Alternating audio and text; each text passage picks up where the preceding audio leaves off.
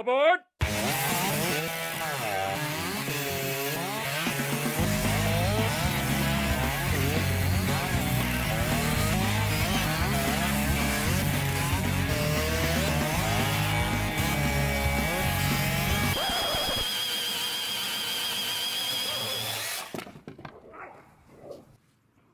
Hello and welcome to another episode of the Woodsman Wack-Off, the series that puts two woodsmen face to face to see which competitor can whack off their log the fastest. In today's episodes, notice the plurality of that statement, we find out if a ported 50cc saw can compete in speed and power to some of the larger displacement saws.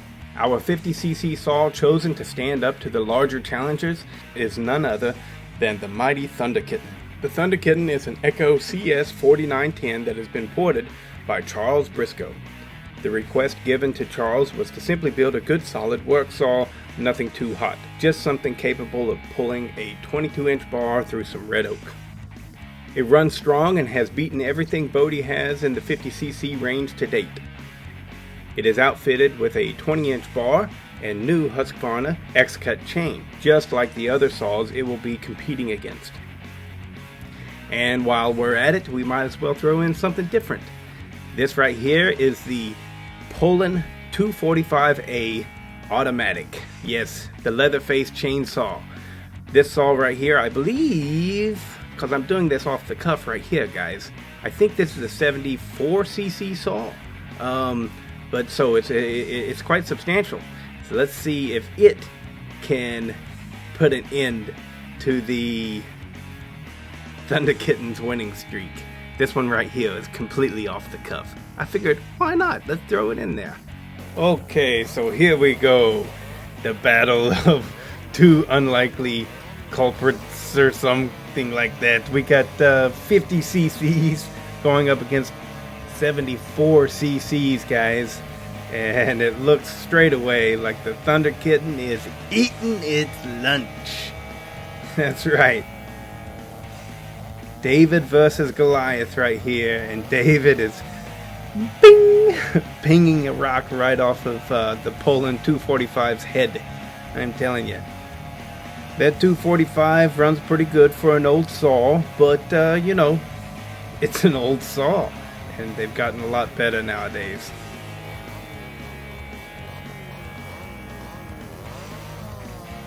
And we go in for the vice grip. And what I want you to notice here, so you guys know I'm trying to force them through as hard as I can without them stalling.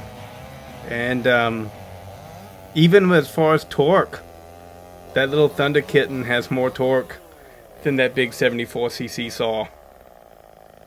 Benford knows what's going on. Look at him. He's like, yeah.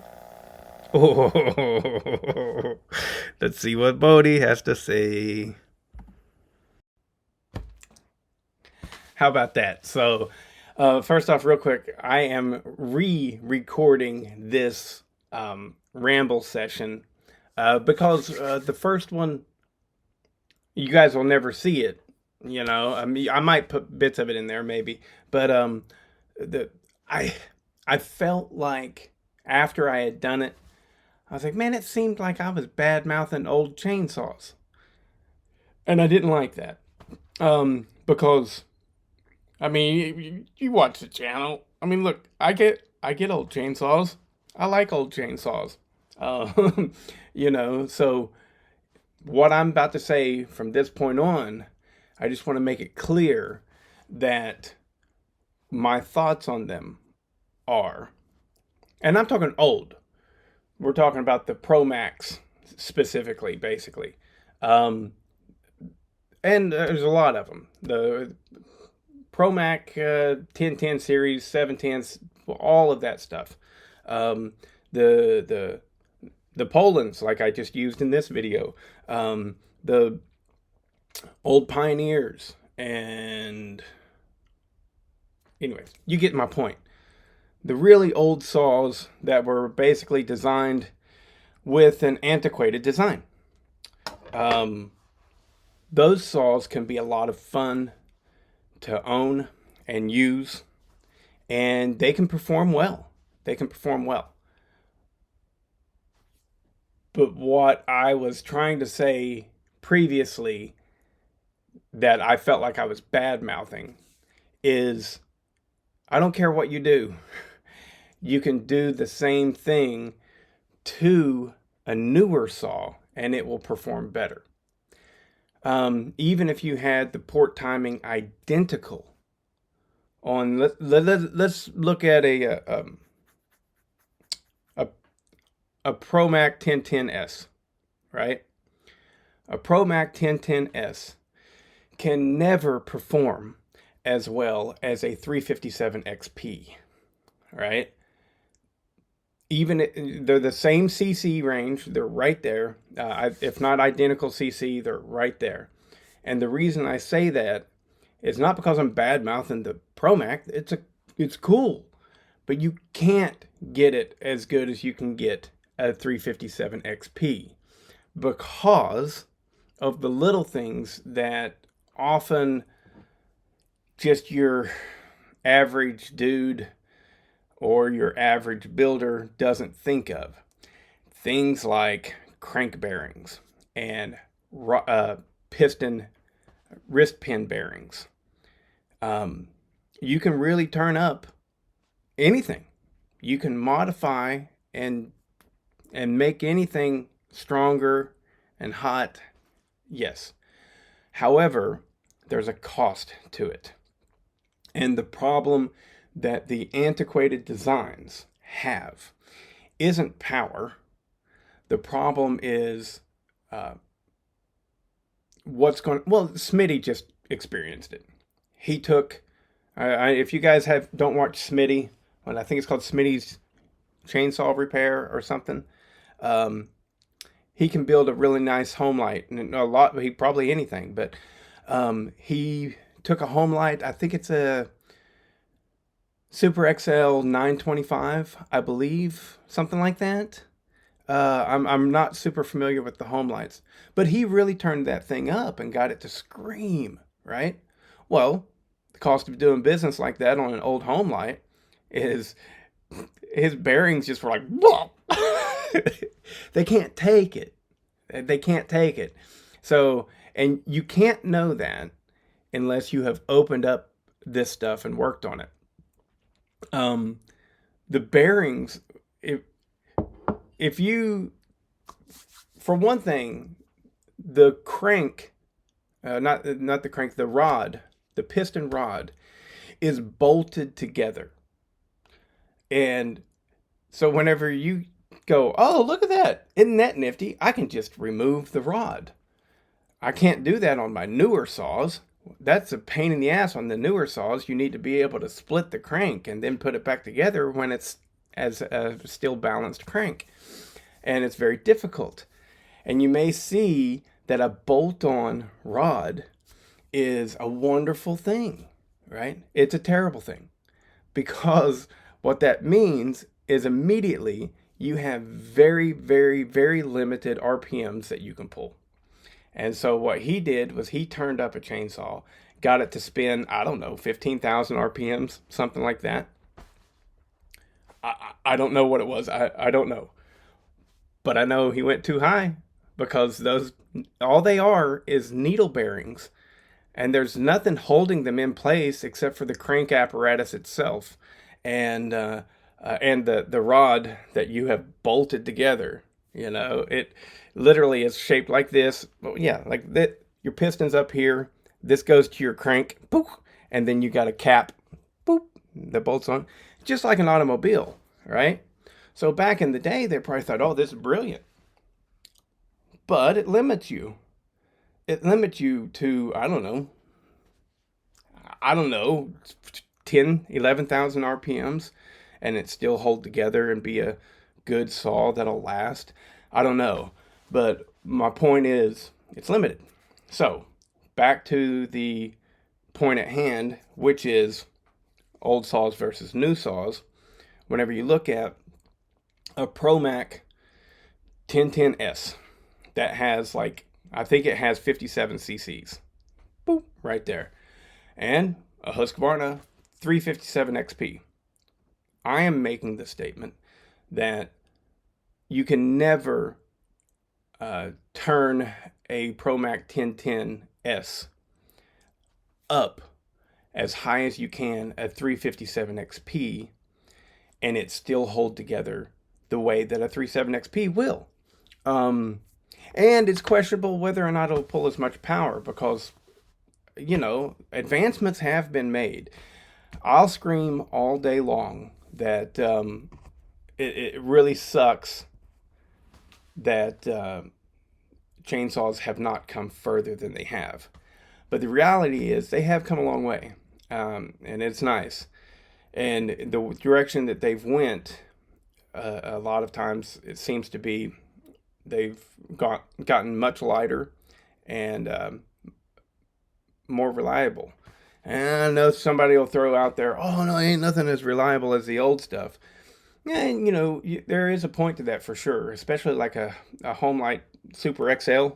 Those things, you can spit in the gas tank and fire it up and run. But those are extremely low performance saws.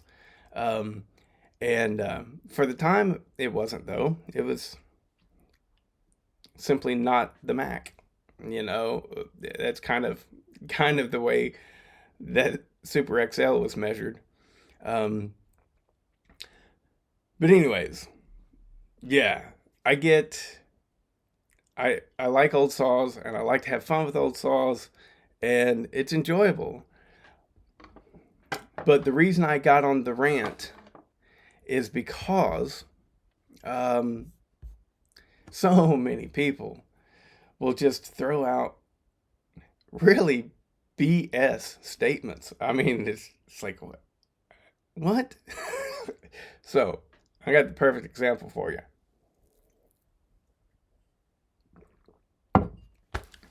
So, it happened on one of the Facebook groups. I don't know which one. I can't remember. But, and I don't remember how it came up. But, this fella, he says, my ProMax 700 will run circles around my 372 XP. And so I said, oh, well, boy, it's echoing like crazy right here. Weird. So I was like, well, okay. Well, congratulations, buddy. You've done a lot of work on your ProMac 700. And he's like, oh, no, it's stock. What? He said, yeah, it's stock. And it just, my 372 is a dog in comparison to it. I'm like, dude, okay, and we clarified it too. He was talking about a new edition, old edition, original edition, 372 XP, non-X Torque. And I'm reading my computer screen or my telephone screen or whatever, and I'm reading his comments, and I'm just laughing because it's just utter bullshit. If you have a ProMax 700 that is stock and it beats a 372 XP original edition and runs circles around it, then you need to quickly stop bragging about your ProMax 700 that's so fast and start looking into what the fuck is wrong with your 372 XP, because that thing has some serious problems. And that is what was so funny to me. The guy, I mean, hey, I'm not exactly doubting that his ProMax 700 will run circles around his 372 XP. Being a stock ProMax 700. What I am saying is, his 372 XP was fucking broken. It must have only had 120 pounds of compression.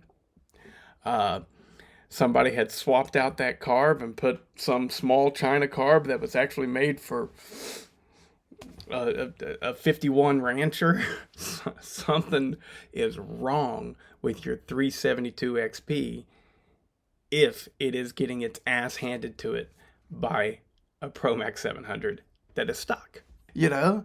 And that's why I really wanted to do this video. So, John, a long time ago, you had said, it'd be good to see what one of these older saws will do, how they would compare. And well, here's your comparison, buddy. That's Now I do know that a Promax 700 would probably take this Poulan 245 and knock its dick in the dirt. The Promax really did run well. They really did. And this Poulan 245 is a good running stout saw, no doubt. But dude, that thing's 74 cc's, and it got its dick knocked in the dirt by a 50 cc saw. Of course, yeah, it had been ported. It had been ported, but there is no replacement for displacement, and it should have been able to do better than that. I mean, that little 50 cc saw just said no. They both had out of the box, um, you know, maybe one or two runs were done with the chains, but they're new guys, and it just the Poulan didn't have a chance. Couldn't stand a chance.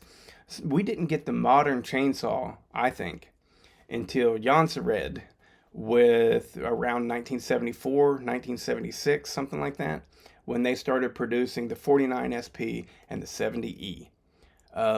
That is the introduction of hello world, modern chainsaws are here. That's what I think. And so the other saws still had their benefits for sure.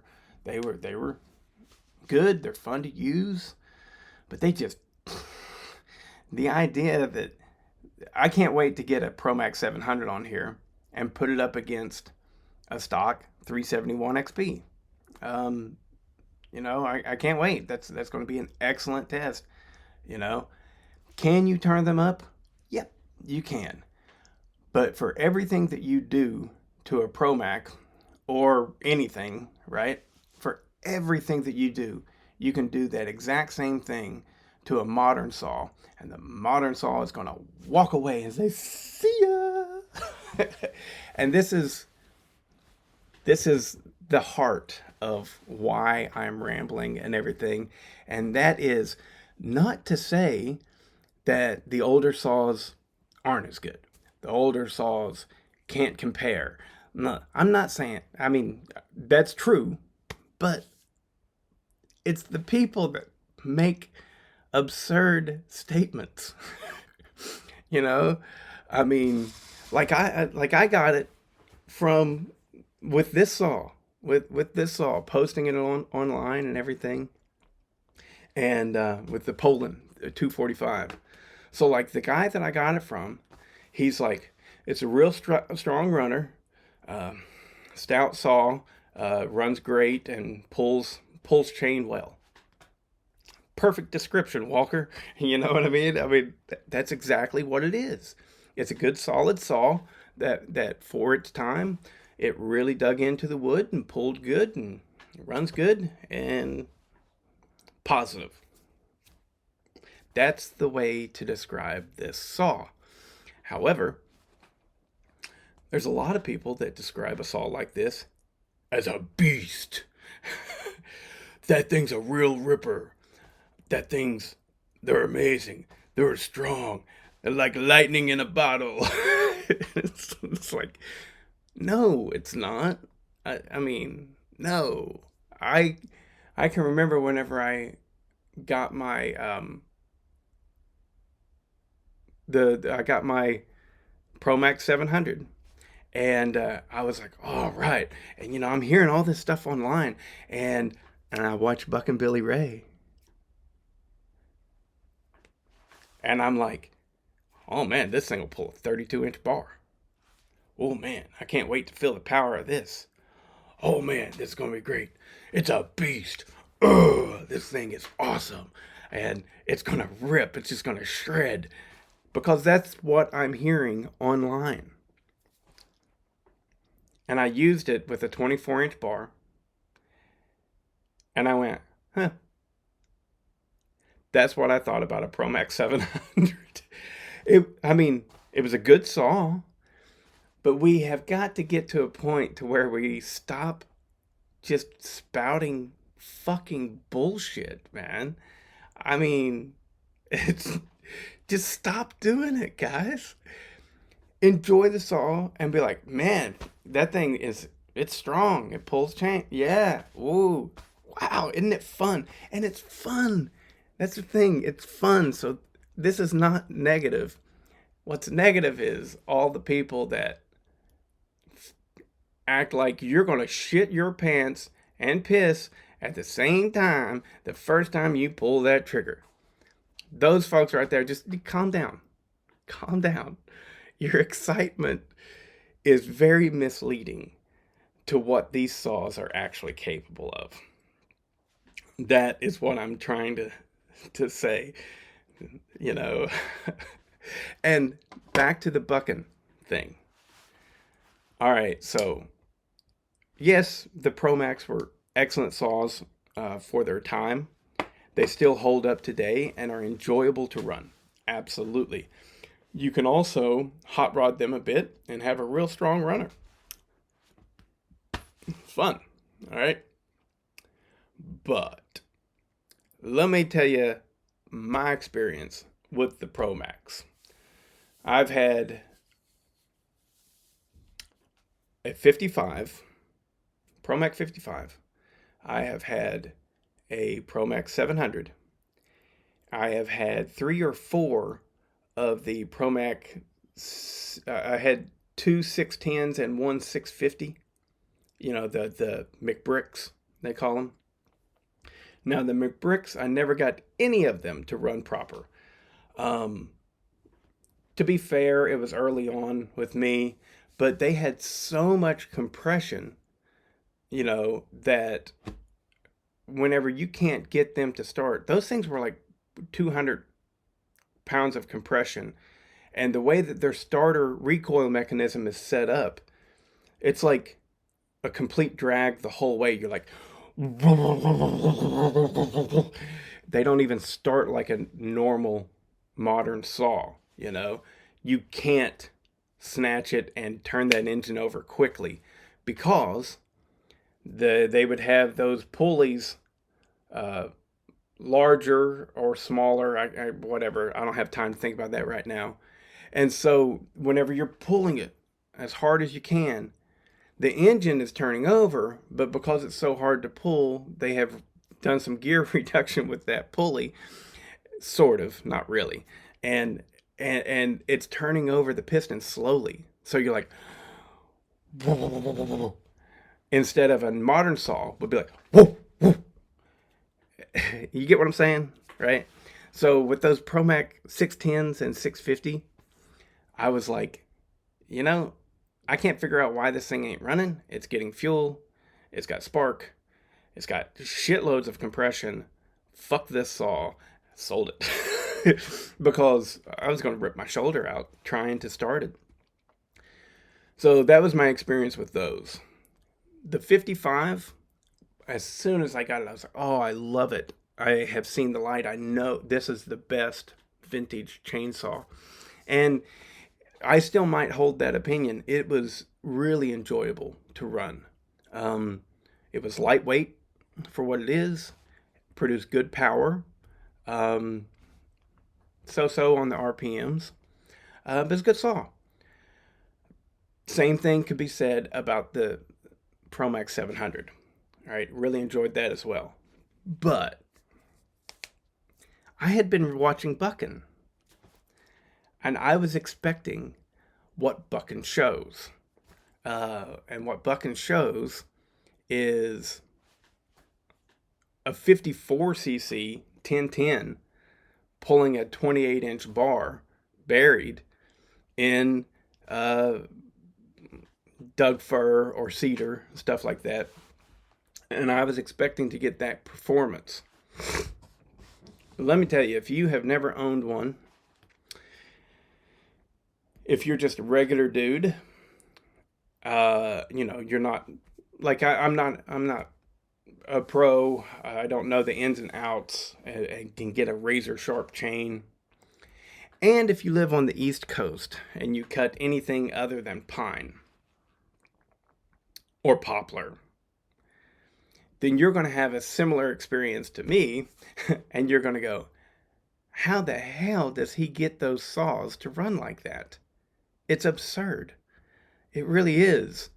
Because nobody should be strapping on a 28-inch bar to a 1010.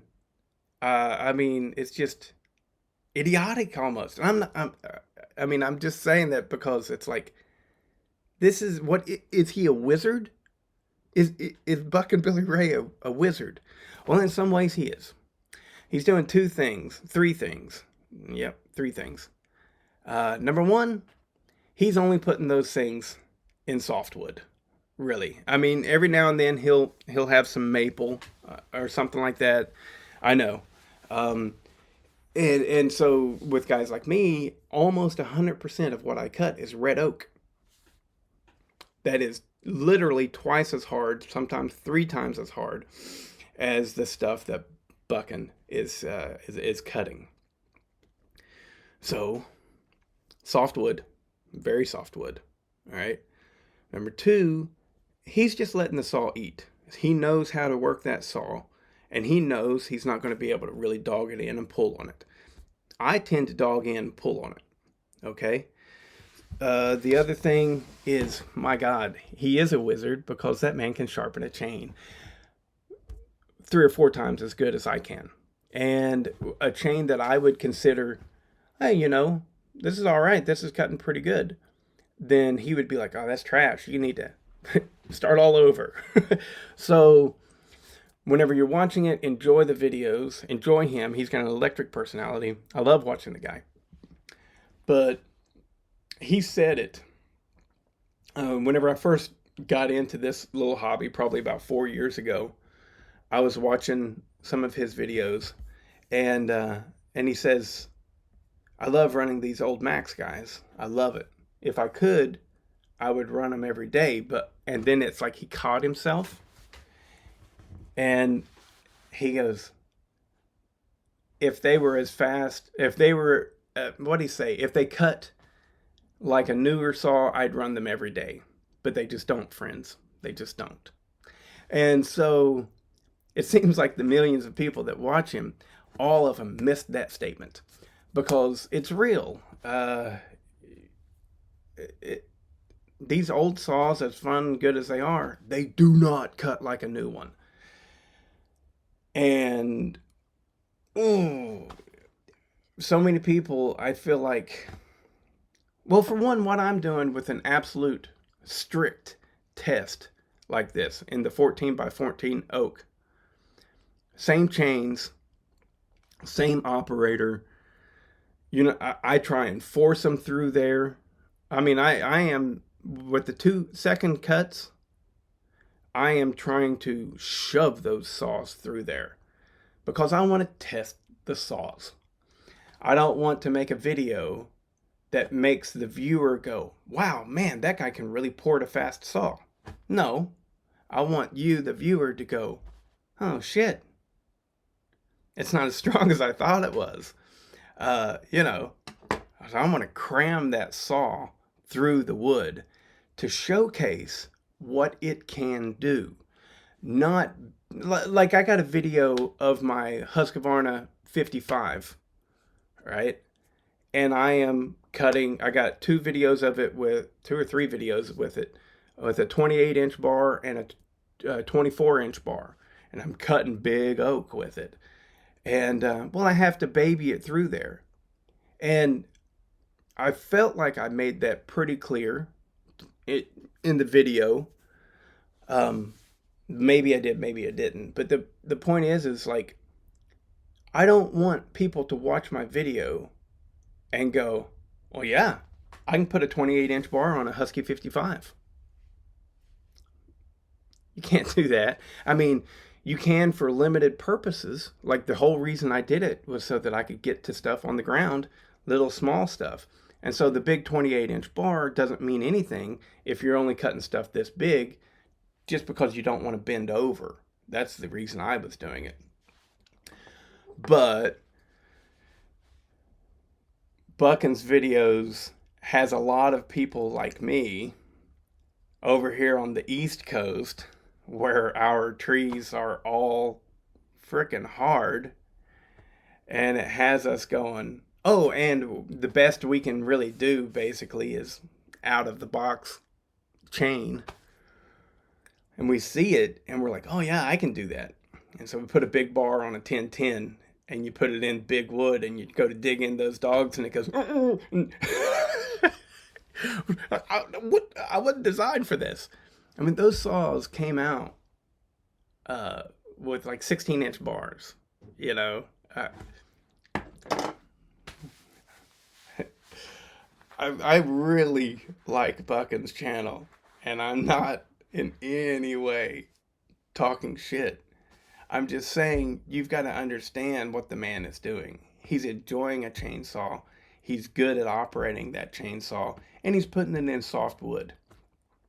And that's fine. There's nothing wrong with that. But whenever you're viewing that for the early on, you don't realize, oh, this is not something I should expect from me.